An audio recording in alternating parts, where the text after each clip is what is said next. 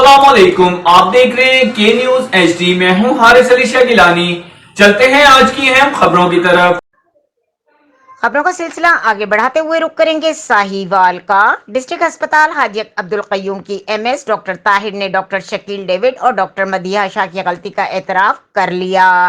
मुतासरा लड़की सकीना बतूल के वालिद को कह दिया कि अब इसका कुछ नहीं हो सकता और जबरदस्ती अस्पताल से डिस्चार्ज कर दिया। मुतासरा लड़की ने गुफ्तगू करते हुए बताया कि मेरा जख्म अभी ठीक नहीं हुआ और डॉक्टरों ने मुझे अस्पताल से डिस्चार्ज कर दिया है। मजीद इसने क्या कहा, आइए जानते हैं इस रिपोर्ट में।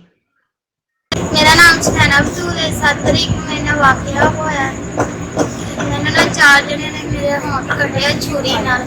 शहजाद छादा ਉਹਦਾ ਬੇਟਾ ਆਸਾਮ ਹੁੰਦੀ ਹੈ ਬੇਟੀਆ ਸੀ ਲੋਇਆ ਤੇ ਕਸ਼ਿਸ਼ ਮੈਨੂੰ ਇੱਥੇ SHO ਲੈ ਕੇ ਗਏ ਨੇ ਹਸਪੀਟਲ ਅੱਗੇ ਜਾ ਕੇ 2 ਪੁਲਿਸ ਵਾਲਿਆਂ ਨੇ ਹਸਪੀਟਲ ਦੇ ਅੰਦਰ ਛੱਡ ਦਿੱਤਾ ਸੀ। SHO ਵਾਪਸ ਗਏ ਸੀ। ਉਹਨਾਂ ਨੇ ਉੱਥੇ ਜਾ ਕੇ ਮੇਰੇ ਜ਼ਬਰਦਸਤੀ ਟਾਂਕੇ ਲਗਾਏ ਨੇ। ਮਦੀਹਾ ਸੀ ਡਾਕਟਰ ਮਦੀਹਾ ਤੇ ਨਾਲ ਡਾਕਟਰ ਹੀ ਗਏ ਸੀ ਸ਼ਕੀਲ। ਉਹਨਾਂ ਮੇਰੇ ਜ਼ਬਰਦਸਤੀ ਟਾਂਕੇ ਲਗਾਏ। ਮੈਂ ਉਹਨਾਂ ਨੂੰ ਮਨਾ ਕੀਤਾ ਸੀ ਲੇਕਿਨ ਉਹ ਨਹੀਂ ਰੁਕੇ। ਇੰਨੇ ਦਿਨ ਹੋ ਗਏ ਉਹਨਾਂ ਨੇ ਮੇਰਾ ਮੈਡੀਕਲ ਵੀ ਨਹੀਂ ਦਿਆ ਔਰ ਇਹਨਾਂ ਨੇ ਉਹ ਮੈਨੂੰ ਧਮਕੀਆਂ ਲਗਾਉਂਦੇ ਰਹੇ ਆ ਕੇ। ਉਹਨਾਂ ਨੇ ਕਿਹਾ ਆਪਣਾ ਕੇਸ ਵਾਪਸ ਲਓ ਨਹੀਂ ਤੇ ਅਸੀਂ ਤੁਹਾਡਾ ਟ੍ਰੀਟਮੈਂਟ ਨਹੀਂ ਕਰਨਾ। ਇਹਦੇ ਭਾਵੇਂ ਕੀੜੇ ਪੈ ਆ ਜਾਂ ਜੋ ਮਰਜ਼ੀ ਹੋਵੇ ਮੈਂ ਤੈਨੂੰ ਚੈੱਕ ਨਹੀਂ ਕਰਨਾ। ਉਹਨਾਂ ਕਿਹਾ केस वापस कर लो।